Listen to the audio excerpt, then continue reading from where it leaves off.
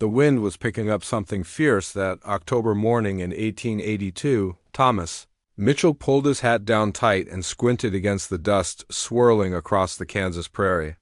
He'd been riding with the cattle drive for 3 weeks now, and they were finally approaching the last water stop before pushing on to Colorado. The stagecoach station sat like a lonely wooden box against the endless grassland. A few horses stood tied to the hitching post, their tails swishing at flies. Thomas dismounted and led his horse to the water trough. That's when he saw them, little white pieces of paper dancing in the wind like tiny ghosts. At first, he didn't pay much attention. Paper wasn't uncommon around these stops.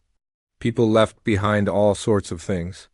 But something about the way these pieces moved caught his eye. They weren't random scraps. They looked like they'd been torn deliberately, maybe even angrily. One piece landed right at his boots.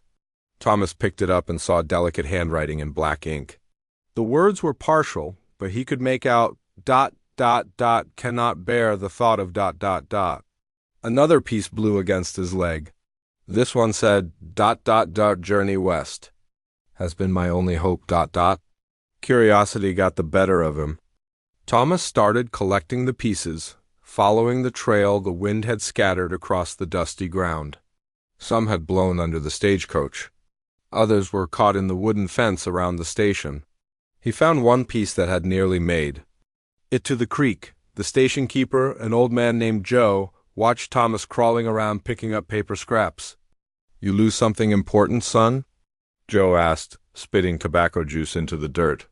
"Not exactly," Thomas said, holding up a handful of torn paper.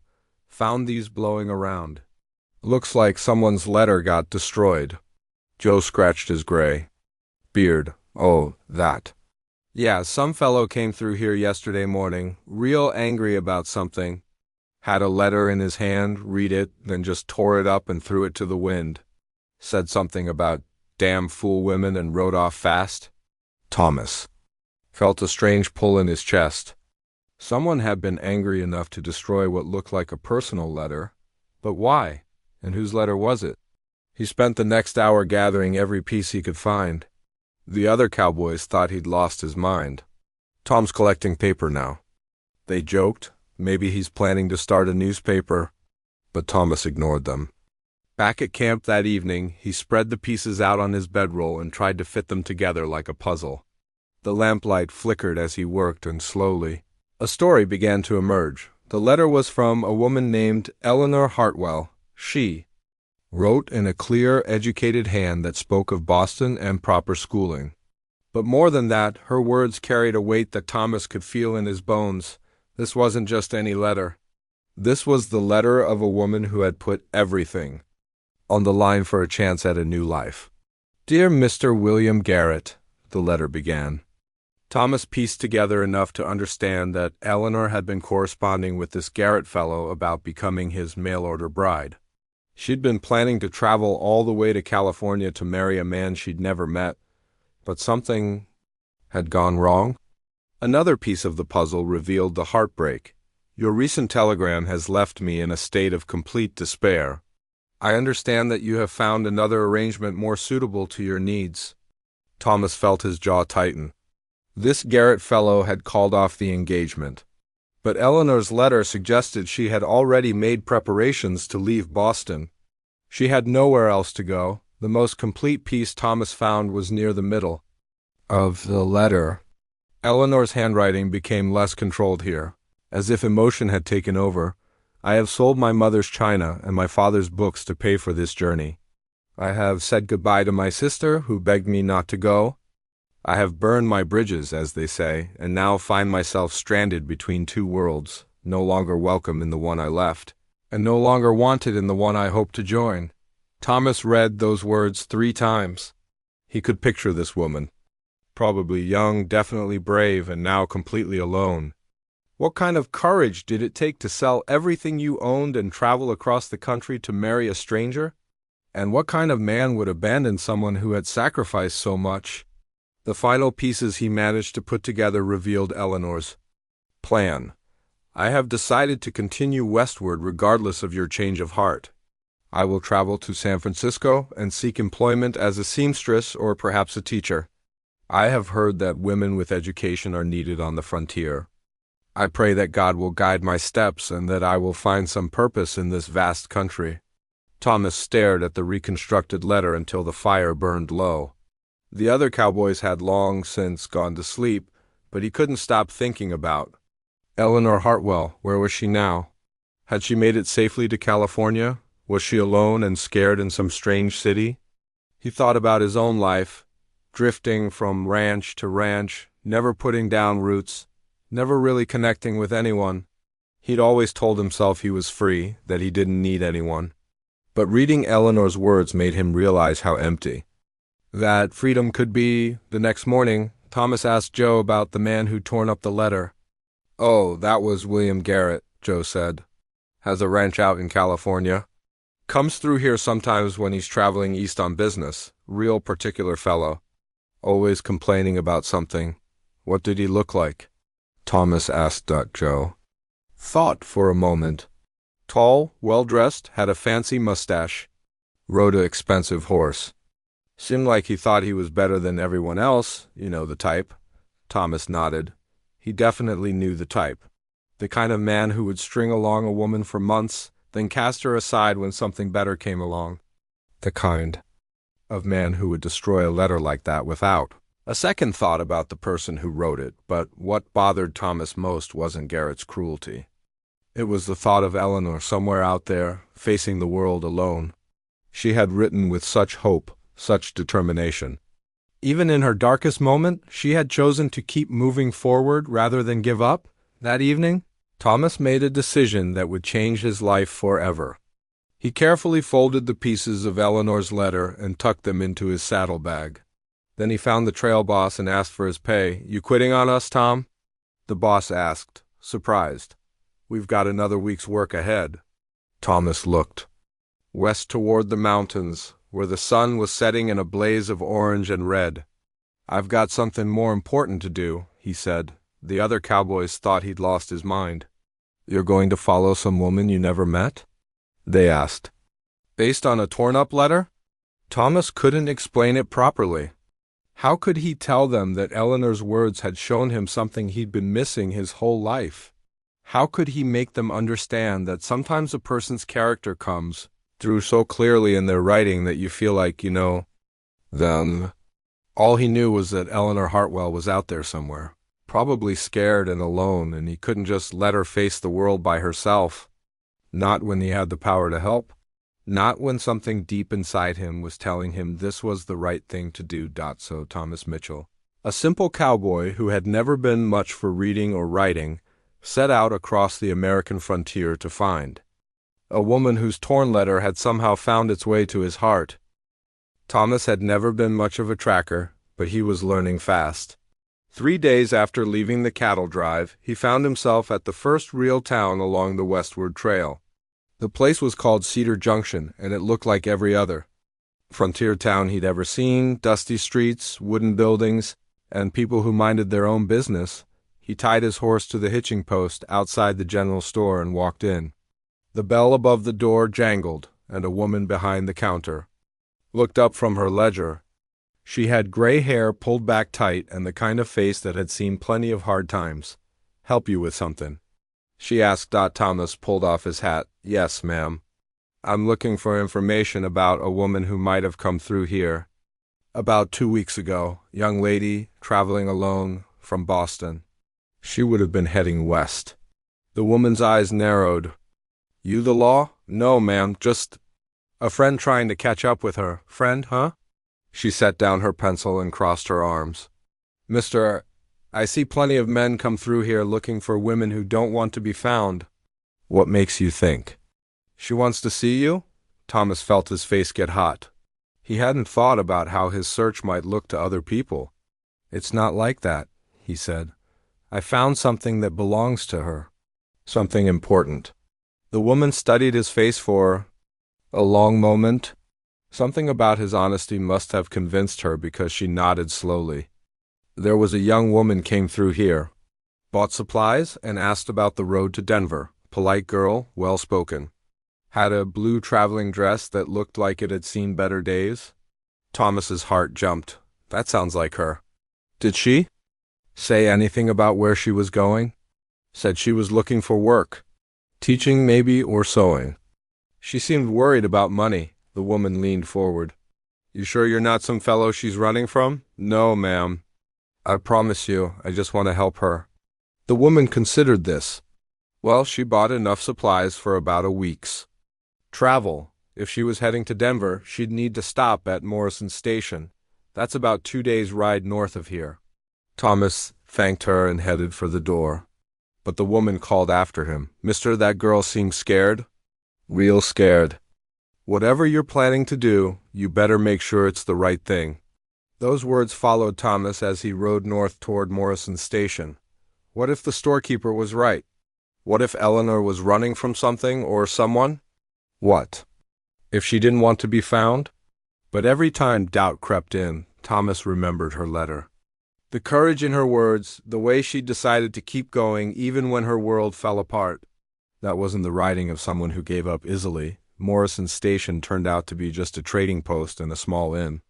The man running it was friendly enough, but he didn't remember Eleanor at first. It wasn't until Thomas described her blue dress and mentioned she was from Boston that the man's face lit up. Oh, the schoolteacher lady.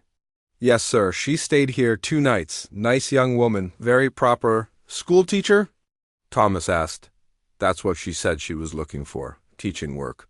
She asked if I knew any towns that might need a teacher. I told her about some of the mining camps up in Colorado, but she seemed more interested in the bigger towns. The man scratched his beard. Come to think of it, she spent a lot of time writing letters. Used up half my supply of paper and ink. Said she was writing to schools and such, looking for work. This gave Thomas hope. Eleanor wasn't just wandering aimlessly. She had a plan, a purpose. She was trying to build a new life for herself. His next stop was a small settlement called Riverside. It was barely big enough to call a town, but it had a hotel and a restaurant. The hotel owner, a thin man with nervous eyes, remembered Eleanor right away. She was here about 10 days ago, he said. Only stayed 1 night, but she helped out in the kitchen to pay for her room, said she was short on money. Thomas felt a pang of worry. Did she seem ... all right? Well, she was tired, I could tell that much, and worried about something. Kept looking over her shoulder like she was expecting someone to come after her. The hotel owner leaned closer. Between you and me, she cried herself to sleep that night. I could hear her through the walls. Whatever happened to that girl, it broke her heart. Thomas clenched his fists. William Garrett's cruelty had done more than just change Eleanor's plans. It had shattered her confidence, left her alone and scared in a dangerous world. Did she say where she was going next? Thomas asked. Denver, I think. Said she heard there might be work there for educated women. Denver was still 3 days away, but Thomas felt like he was getting closer. He pushed his horse harder than he probably should have, stopping only when absolutely necessary. The trail between Riverside and Denver was rough country. Mountains rose up on both sides, and the weather was getting colder as October wore on. Thomas found himself worrying about Eleanor traveling this route alone. A woman by herself was vulnerable to all sorts of dangers, wild animals, harsh weather, and men with bad intentions dot at a lonely way station halfway to Denver. Thomas met an old mountain man named Pete, who ran the place with his wife. Pete remembered Eleanor clearly. That little lady? Course I remember her. Brave as they come, that one. Her horse went lame right here, and she didn't have money for a new one. What did she do?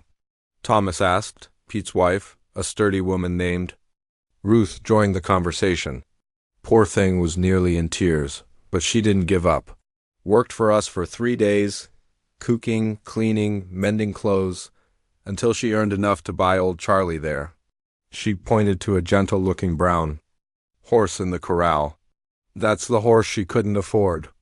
But a traveling family took pity on her. The Hendersons, they were called. They were heading to California and offered to let her travel with them. Said she could help with their children in exchange for protection on the road. Thomas felt mixture of relief and frustration. Relief that Eleanor had found safe travel companions, frustration that she was still moving further away from him. "Nice family, the Hendersons," Pete added. 3 young kids and a baby. The father's a carpenter looking for work in California. They seem like good people. How long ago did they leave? Thomas asked. About a week now. They were taking the northern route through the mountains. Slower going, but safer. Ruth looked at Thomas with concern. "You planning to follow them? That's dangerous country, especially this time of year." "Winter comes early in the mountains," Thomas nodded. "I have to try." That night, as he camped under the stars, Thomas thought about what he'd learned. Eleanor wasn't just surviving. She was adapting, finding ways to keep going despite every obstacle. She'd worked to pay for her needs, helped a family with their children, and continued pursuing her goal of finding teaching work. But the more he learned about her journey, the more he realized how much she'd already been through. The broken engagement, the financial struggles, the fear and loneliness. She was stronger than William Garrett had ever deserved. The next morning, Thomas started up the mountain trail. The path was narrow and winding, with steep drops on one side and rock walls on the other. His horse picked its way carefully over loose stones and around fallen trees. About halfway up, he came across another traveler, a merchant heading east with a wagon full of goods. The man was happy to stop and chat, glad for the company in the lonely mountains. "You wouldn't happen to have seen a family traveling west?" Thomas asked. "The Hendersons?" "They'd have a young woman with them, dark hair, blue dress." The merchant's face grew serious. "The Hendersons, yes, I saw them. But friend, I've got bad news. They're stuck at Miller's camp about a day's ride ahead. The whole family came down with mountain fever. Real sick, all of them." Thomas felt his heart sink. "What about the woman with them?" "She's there too, far as I know. Heard she's been nursing them, trying to keep them alive. But mountain fever, it's killed plenty of folks up here." Thomas didn't waste another minute.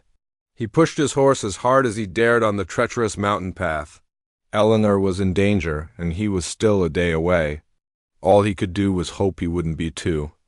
Late as he rode through the gathering dusk, Thomas realized something had changed inside him. This wasn't just about returning a letter anymore. Somewhere along the trail, following Eleanor's journey step by step, he'd begun to care about her as more than just a stranger in need of help. He'd fallen in love with her courage, her kindness, her determination to keep going no matter what life threw at her. And now she was in danger, and he was the only one who knew it. The mountains seemed to close in around him as darkness fell, but Thomas kept riding. Eleanor needed him, and he wasn't going to let her down. Thomas reached Miller's camp just as the sun was breaking over the mountain peaks. The place was barely more than a collection of tents and rough wooden shacks, built around a small mining operation that had seen better days. Smoke rose from a few chimneys, and he could hear the sound of coughing coming from several of the buildings. He tied his horse to a post and looked around. The camp had that quiet, worried feeling that settles over a place when sickness takes hold. A few miners watched him with suspicious eyes, but nobody approached. Thomas walked up to the nearest man, an older fellow with a gray beard who was sitting on a wooden crate outside what looked like a supply tent. "I'm looking for a family named Henderson," Thomas said. "They're traveling with a young woman from Boston." The man spat into the dirt. "You mean the sick folks?" "They're in the cabin over there." He pointed to a small log building at the edge of the camp. "But I wouldn't get too close if I were you. Mountain fever's been going through this camp like wildfire." Thomas felt his stomach tighten. "What about the woman with them?" "She's been taking care of them for near on 2 weeks now. Barely sleeps, that one. Been cooking for them, cleaning, trying to keep them alive." The man shook his head. "Course, she's probably gonna catch it herself, spending all that time with them." Thomas started toward the cabin, but the man called after him. "Mister, you sure you want to do this? Mountain fever kills more folks than it saves. That woman's been a saint, but she might not make it through this herself." The cabin was small and dark, with one window and a door that hung slightly crooked. Thomas knocked gently and heard a woman's voice call out, "Come in." He pushed the door open and stepped inside. The air was thick with the smell of medicine and sickness. 4 people lay on makeshift beds, a man, a woman, and 2 children. All of them were pale and sweating, clearly very ill, but it was the 5th person in the room that made Thomas's heart stop. Eleanor Hartwell sat beside the youngest child, a little girl who couldn't have been more than 5 years old.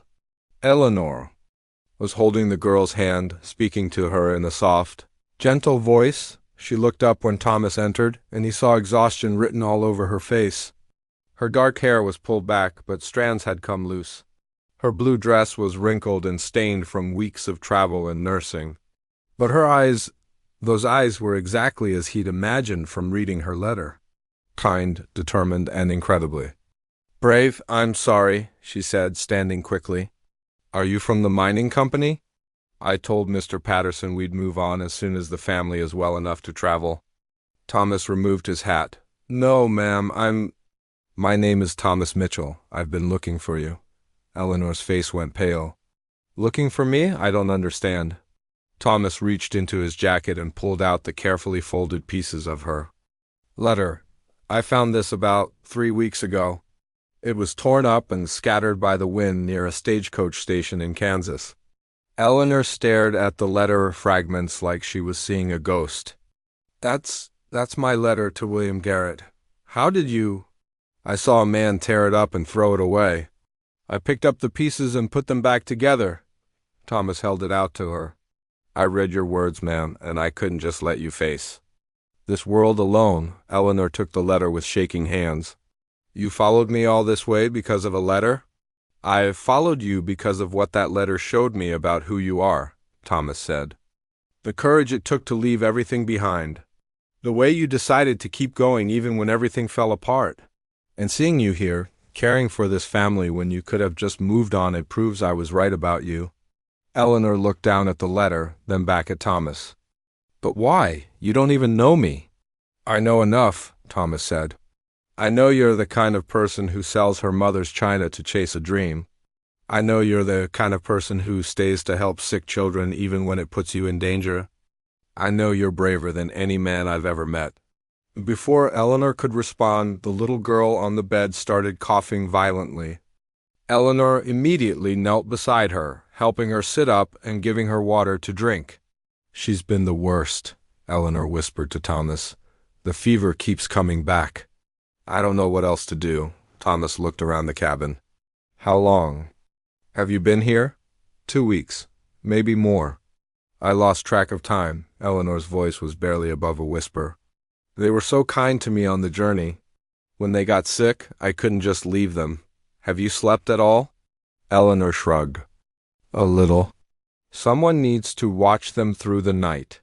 Thomas could see she was pushing herself to the breaking point. "Let me help."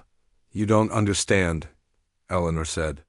"If you stay here, you might get sick too. Mountain fever is dangerous." "So is exhaustion," Thomas replied. "You're not going to be able to help anyone if you collapse." Over the next 3 days, Thomas learned more about Eleanor than he could have from 100 letters. He watched her care for the Henderson family with a patience and gentleness that seemed to come from deep inside her. She never complained, never showed frustration. Even when the patients were difficult or demanding, she told him about her life in Boston, about her family and her dreams of teaching. She explained how she'd answered William Garrett's advertisement in the newspaper, how they'd exchanged letters for months before she'd agreed to come west to marry him. "I should have known it was too good to be true," she said one evening as they sat outside the cabin, getting some fresh air.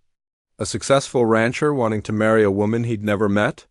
But I was so tired of being alone, of having no prospects. "What changed his mind?" Thomas asked. Eleanor's face darkened. "He met someone else, a banker's daughter from Sacramento.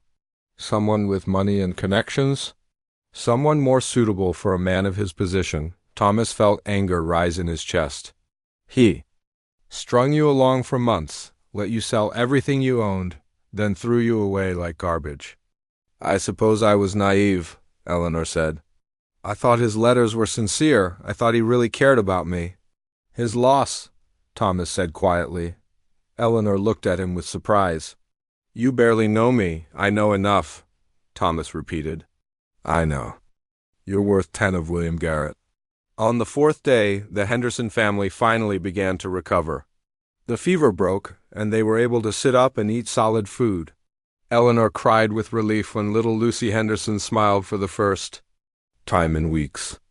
You saved us, Mrs. Henderson said, gripping Eleanor's hand. We would have died without you, but Eleanor was exhausted. The strain of caring for the family, combined with weeks of worry and travel, had taken its toll.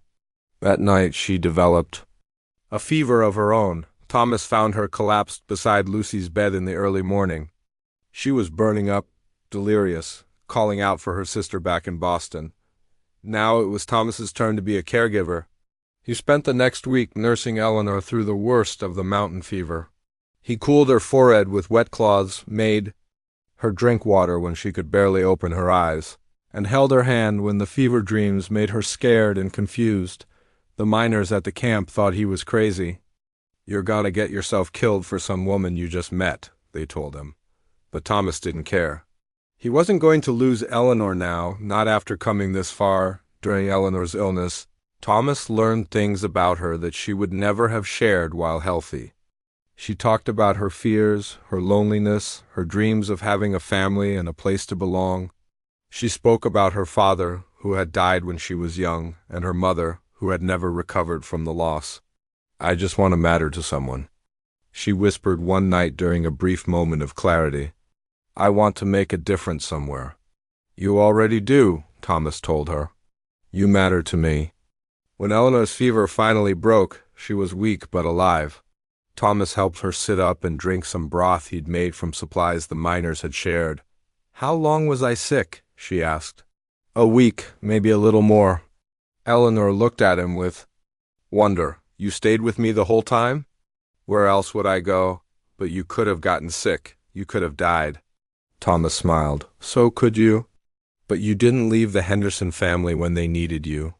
Eleanor was quiet for a long moment. Thomas, why did you really come after me? Thomas had been asking himself the same question for weeks. At first, I thought it was because I felt sorry for you. Then I thought it was because I admired your courage. But now I know the real reason. What's that? I love you, Thomas said simply. I fell in love with your words before I ever met you, and knowing you, seeing your heart, has only made me love you more. Eleanor's eyes filled with tears. But you don't really know me. What if I'm not the person you think I am? Then I'll love the person you really are, Thomas said. Eleanor, I'm not asking you to marry me tomorrow. I'm not asking you to give up your dreams. I'm just asking you to let me be part of your journey. As Eleanor recovered her strength, Thomas helped her make a difficult decision. The Henderson family was heading to California, but they would be traveling slowly with the children. Eleanor had been planning to go with them, but now she had another choice. There's a town called Cedar Falls, about a week's ride from here, Thomas told her. They're looking for a school teacher. I heard about it from one of the miners. It's a growing place with families and children who need education. The journey to Cedar Falls took them through some of the most beautiful country Thomas had ever seen. Rolling hills covered in golden grass stretched as far as the eye could see, with mountains rising in the distance like purple giants. Eleanor seemed to get stronger with each mile they traveled, and Thomas found himself falling deeper in love with her every day. They talked about everything during those long days on the trail. Eleanor told him about her childhood in Boston, about the books she'd read and the dreams she'd had of teaching children. Thomas shared stories about his years working cattle drives, about the loneliness of never having a real home or family. I used to think freedom meant never being tied down to anyone or anything, Thomas said one evening as they sat by their campfire. But riding with you these past weeks, I'm starting to think real freedom might be choosing who you want to be tied to. Eleanor smiled at him across the flickering flames. I've spent my whole life trying to be what other people expected me to be. The perfect daughter, the perfect lady, the perfect mail-order bride. But with you, I feel like I can just be myself. That's all I ever want you to be, Thomas said. They reached Cedar Falls on a crisp morning in late November. The town was bigger than Thomas had expected, with actual streets and sidewalks, a proper church, and even a small hotel. But what impressed him most was the schoolhouse, a neat, white building with large windows and a bell tower. Eleanor stopped her horse in front of the school and stared at it with longing. "It's perfect," she whispered. Thomas climbed down and helped her from her horse. "Come on, let's go talk to whoever's in charge." The school board chairman was a man named Samuel Wright, a stern-looking fellow with wire-rimmed glasses and a gray beard. He ran the town's largest store and had the kind of serious manner that made Thomas nervous, but when Eleanor introduced herself and explained that she was looking for a teaching position, Wright's whole demeanor changed. His eyes lit up like Christmas morning. "You're an answer to our prayers, Miss Hartwell," he said. "We've been without a proper teacher for 3 months now. Our last teacher got married and moved away, and we've been struggling to find someone qualified." Eleanor's face glowed with hope. "I've experienced teaching Sunday school back in Boston, and I've helped tutor children in several subjects. I have letters of recommendation from my pastor and from families I've worked with." Wright waved his hand. "Miss Hartwell, if you can read and write and you're willing to work with our children, the job is yours. We have 23 students, ages 6 to 16. The pay isn't much, but we provide housing and meals."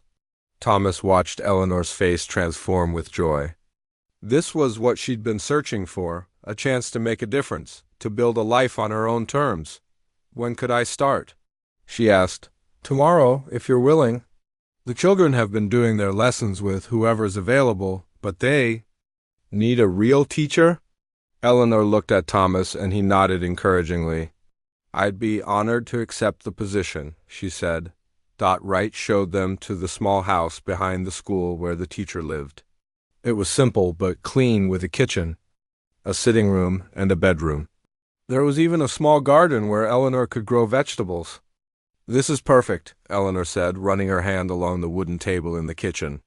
"I can't believe this is really happening." Thomas felt a mixture of happiness and sadness. He was thrilled to see Eleanor getting everything she'd dreamed of, but he also realized this might be where their paths separated.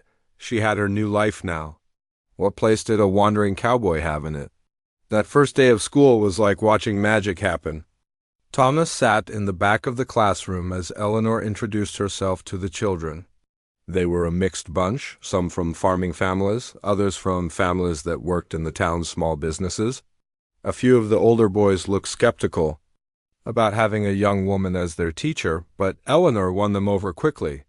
"Learning isn't just about memorizing facts," she told them. "It's about understanding the world around you and finding your place in it. Each of you has something special to offer, and my job is to help you discover what that is." Within a week, Eleanor had transformed the classroom. She organized the children by ability rather than age, so the quicker students could help the slower ones. She brought in wildflowers to brighten the room and started a small library with books she'd managed to save from her journey. The whole town began to talk about their wonderful new teacher.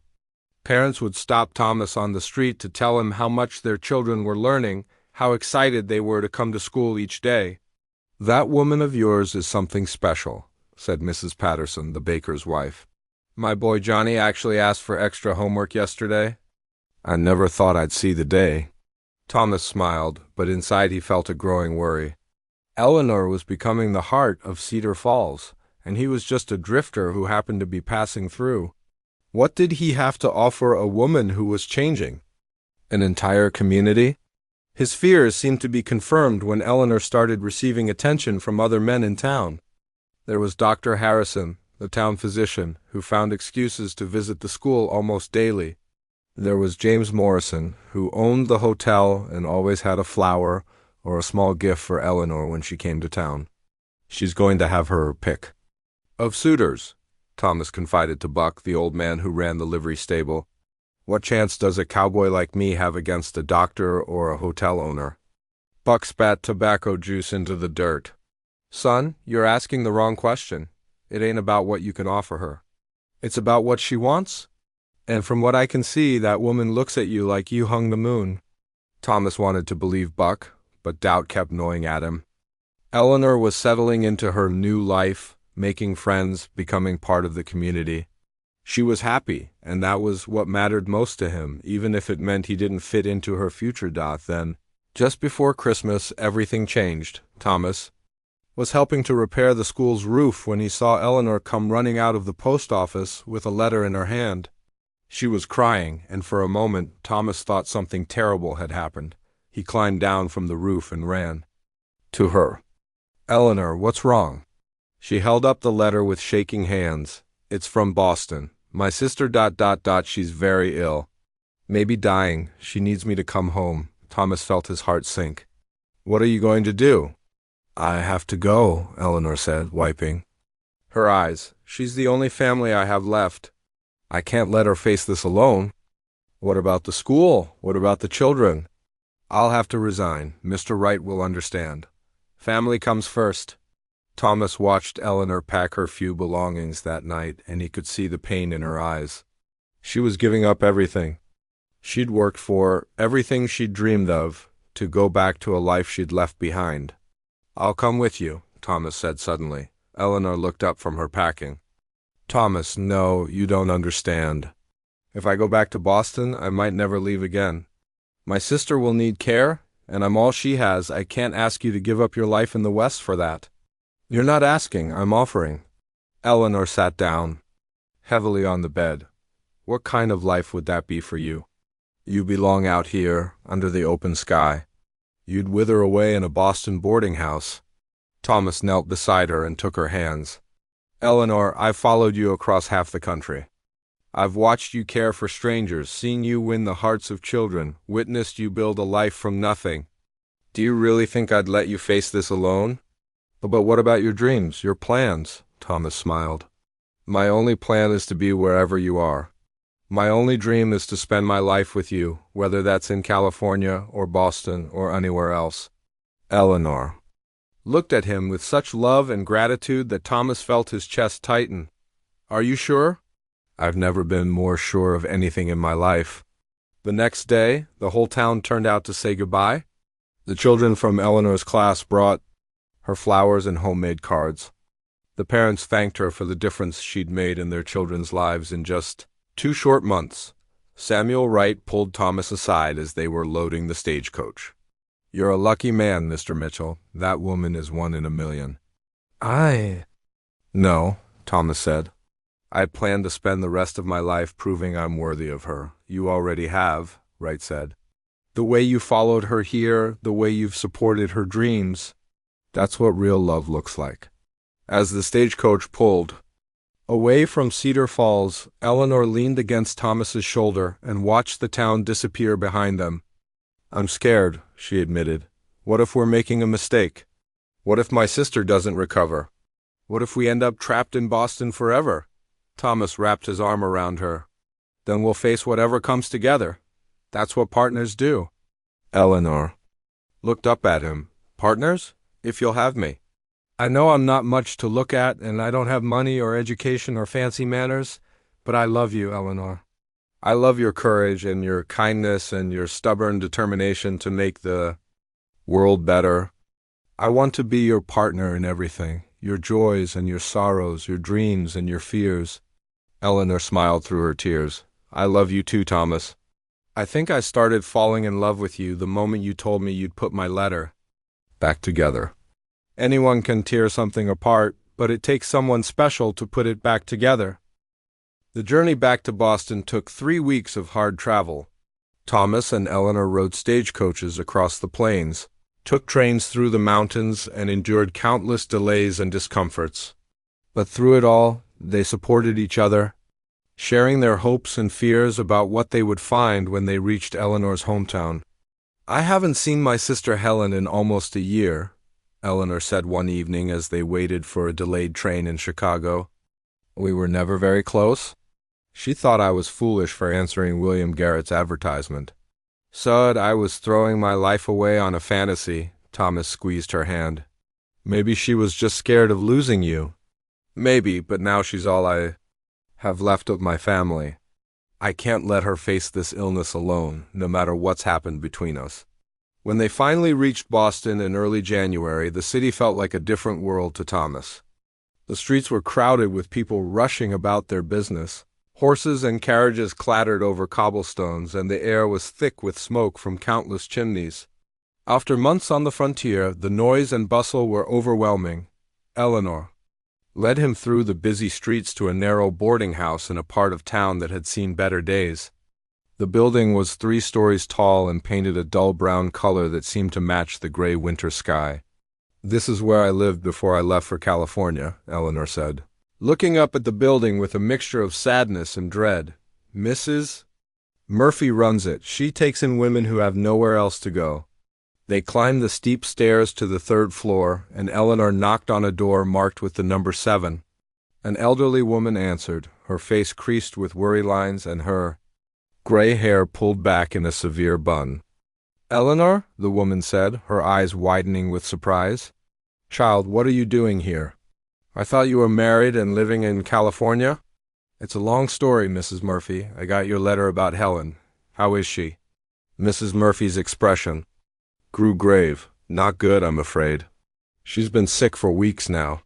The doctor says it's consumption, and you know how that goes." "She's been asking for you." Eleanor's face went pale. "Can I see her?" "Of course, child. She's in the room next to yours." "But who's this gentleman?" Eleanor looked at Thomas, and he could see the uncertainty in her eyes. "This is Thomas Mitchell.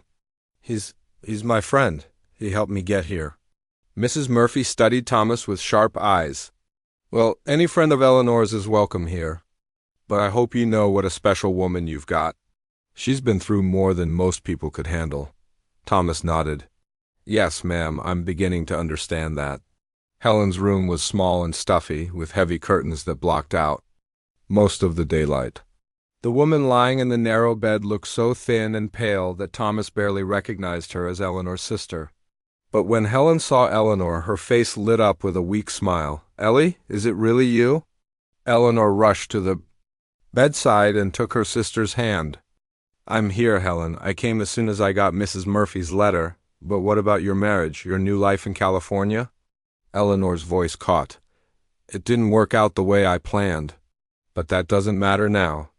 What matters is getting you." "Well?" Over the next few days, Thomas watched Eleanor throw herself into caring for her sister with the same dedication she'd shown the Henderson family. She cooked special meals, read to Helen from books borrowed from the local library, and sat by her bedside through the long nights when the coughing was worst. But Thomas could see the toll it was taking on Eleanor. The cramped boarding house, the constant worry, the gray winter weather, it was all wearing her down. She was losing the spark that had drawn him to her in the first place. "I don't know what to do," Eleanor confided to him one evening as they sat in the boarding house's tiny parlor. "The doctor says Helen might recover, but it could take months, maybe years, and I can't leave her alone." "We'll figure it out," Thomas said, though he wasn't sure how. "Thomas, you need to go back west. This isn't the life you wanted. You belong out there, not cooped up in this dreary place." Thomas looked at the woman he loved, seeing the exhaustion in her eyes, the way her shoulders sagged with worry. "Eleanor, do you remember what you wrote in that letter I found? Which part? You said you felt like you were stranded between 2 worlds, no longer welcome in the one you left, and no longer wanted in the one you hoped to join." Eleanor nodded sadly. "I remember." "Well, you're not stranded anymore. You have me, and I have an idea." Thomas had been thinking about their situation for days, and he'd come up with a plan. But it would require Eleanor to trust him completely. "What? If we brought Helen West with us?" He said. Eleanor stared at him. "Thomas, she's too sick to travel. The journey would kill her, not right away." "But what if we waited until spring, until she's stronger? And what if we didn't go all the way to California? What if we found somewhere in between, somewhere with clean air and sunshine that might help her recover?" Eleanor's eyes began to show a glimmer of hope. "Do you think that's possible?" "I think it's worth trying. I've heard there are places in Colorado, mountain towns where people go to recover from lung ailments. The air is thin and clean, and the climate is supposed to be healing. But what would we do for work? How would we support ourselves? Thomas smiled. I've been thinking about that too. You're a teacher. There are mining towns and farming communities all over Colorado that need schools. And I know ranching and farming. We could build a life there, the three of us. Eleanor looked at him with wonder. You would do that? Take care of a sick woman you barely know. She's your sister. That makes her family to me too. That night, Eleanor presented the idea to Helen. Her sister listened quietly, occasionally asking questions about the journey and what life might be like in Colorado. Ellie, are you sure about this man? Helen asked when Thomas had left the room. I know I wasn't supportive of your mail-order bride plan, but this seems even more uncertain. Eleanor smiled. Helen, Thomas followed me across the country because he found pieces of a torn letter and felt sorry for a stranger. He nursed me through mountain fever when he could have died himself. He gave up his chance at a settled life to come back here with me. If that's not love, I don't know what is. Helen studied her sister's face. You really love him, don't you? More than I ever thought possible? Then we'll try it. I'd rather die trying to live than waste away in this awful place. Spring came slowly to Boston, but when it finally arrived, Helen was strong enough to sit up in bed and even take short walks around the boarding house. The doctor was amazed by her improvement. I don't know if it's the warmer weather or having her sister here, he told Thomas, but she's doing better than I expected. The journey west might actually help her if you take it slow and easy. Thomas spent weeks planning their route and gathering supplies. He sold his horse and most of his possessions to buy a sturdy wagon and 2 gentle horses that could handle the long journey. Eleanor used her savings to buy medicine and supplies for Helen's care the day they left Boston. Mrs. Murphy and several other residents of the boarding house came out to see them off. Eleanor hugged the older woman goodbye, tears streaming down her face. You take care of yourself, child, Mrs. Murphy said. And you take care of her, she added, pointing at Thomas. She's been through enough heartbreak for one lifetime. I will, Thomas promised. I plan to spend the rest of my life making her happy. The journey west was slow and careful. They traveled only a few hours each day, stopping frequently to rest and let Helen recover from the motion of the wagon. But as they moved away from the crowded cities and into the open countryside, Thomas could see Helen getting stronger. The air smells different out here, she said one evening as they camped beside a stream in Illinois. Cleaner somehow. Wait until you see the mountains, Thomas told her. The air there is so pure, it makes you feel like you can breathe for the first time in your life. When they reached Colorado in late summer, Thomas found them a small house. In a town called Pine Ridge, it was a growing community with a mine, several farms and families who needed a school for their children. The altitude was high enough that the air was thin and clean. Perfect for someone recovering from lung disease. Eleanor quickly found work as the town's teacher, and Thomas got a job managing a local ranch. Helen, meanwhile, continued to recover, eventually becoming strong enough to help Eleanor with her teaching and to tend a small garden behind their house. One evening in October, exactly a year after Thomas had first found Eleanor's letter, he asked her to take a walk with him. They climbed a hill overlooking the town, where they could see the mountains stretching endlessly in all directions. Eleanor, Thomas said, pulling something from his pocket. I have something for you. He handed her a small wooden frame. Inside was Eleanor's original letter, the one he'd found torn and scattered in the Kansas wind. But now it was carefully restored, the pieces fitted together and mounted on clean paper. I wanted you to have this, Thomas said. It's where our story began.